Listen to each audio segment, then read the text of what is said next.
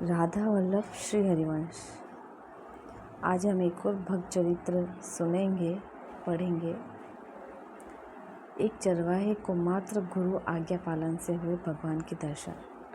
अगर गुरु के वचनों में विश्वास हो तो जीव का कल्याण हो जाता है। एक सीधा साधा गांव का भक्त था।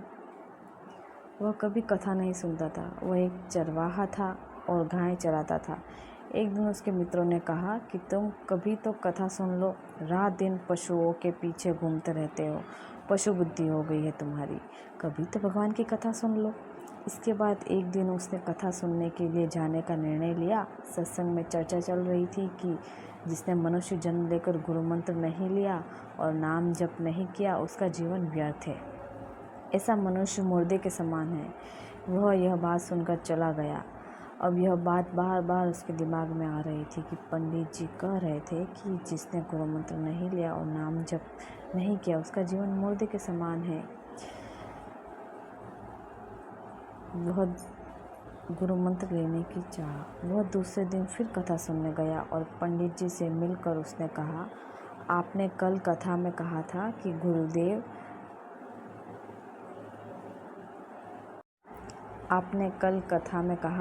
गुरु मंत्र लिए बिना जीवन मुर्दे के समान है। आप ही मुझे गुरु मंत्र दे दीजिए।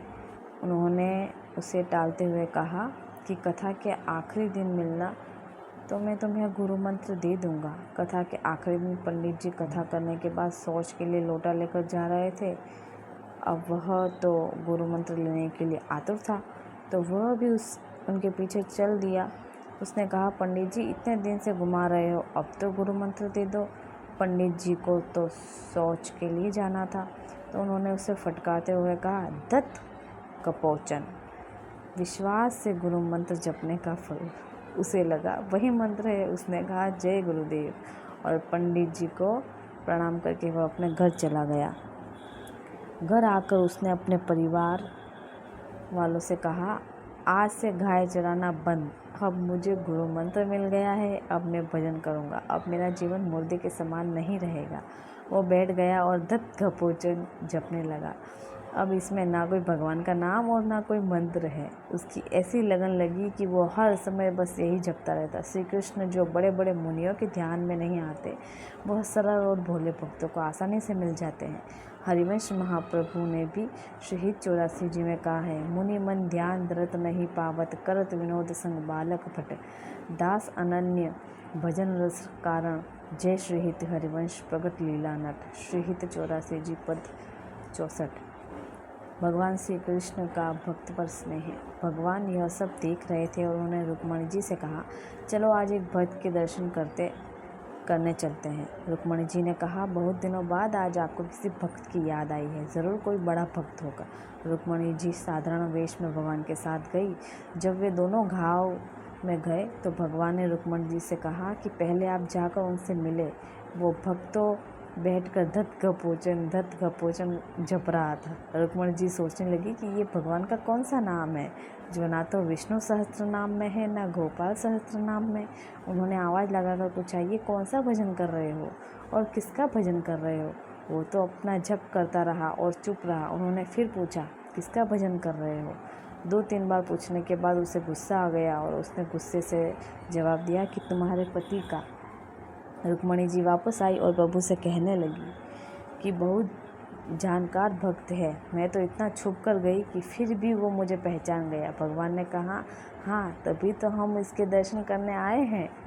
भगवान के बचपन का नाम। रुक्मणी जी ने भगवान से कहा, आप उस भक्त के दर्शन बाद में करना, पहले मुझे ये बताओ कि आपका कौन सा नाम जप रहा है जो मुझे नहीं पता। भगवान ने कहा, यह नाम तो मुझे बहुत प्यारा है, यह मेरा ब्रज का रखा हुआ नाम है। मेरा यह नाम मैया ने रखा था। एक दिन मैं अपने सखाओं के साथ मिलकर चोरी चोरी माखन खा रहा था, उन्हें भी खिला रहा था। इतने में मैया और गोपी जन आ गई और उन्होंने कहा, कन्हैया यह क्या कर रहा है। अब मैंने देखा कि अब तो फंस गए। मैंने कहा, मैया मैंने देखा कि माखन में चींटियाँ चढ़ी हुई है, तो मैं चींटी निकाल रहा था। मैया ने पूछा, तुम्हारा पूरा हाथ माखन से क्यों सना हुआ है। इस पर मैंने कहा, चींटी अंदर चली गई, तो मुझे भी मटकी में हाथ डालना पड़ा। फिर मैया ने पूछा कि तुम्हारे मुंह पर माखन कैसे लगा? मैंने कहा एक मक्खी बार बार उड़कर मुझे परेशान कर रही थी, तो मैंने अपने हाथ से उसे मारने की कोशिश की तो मक्खन वाला हाथ मेरे मुंह पर लग गया। मैया समझ गई कि मैं अपनी चोरी छुपा रहा हूँ और उन्होंने कहा दत्त कपोचन। प्रभु ने रुक्मणी जी से कहा यह मेरा उस समय का रखा हुआ नाम है। निष्कर्ष, गुरु वचनों पर विश्वास रखें और उसकी आज्ञा का पालन करें। एक अनपढ़ आदमी ने गुरु वचनों पर विश्वास रखकर जब एक साधारण शब्द बोला तो उसे भगवान का साक्षात्कार हो गया। भगवान तो सर्वलोक महेश्वर और सर्वज्ञ हैं, वे हर अक्षर में विराजमान हैं। फिर राधा नाम तो स्वयं हरि जपते हैं, राधा नाम तो परम प्रेममय है। जय जय श्री राधे। राधा वल्लभ श्री हरिवंश।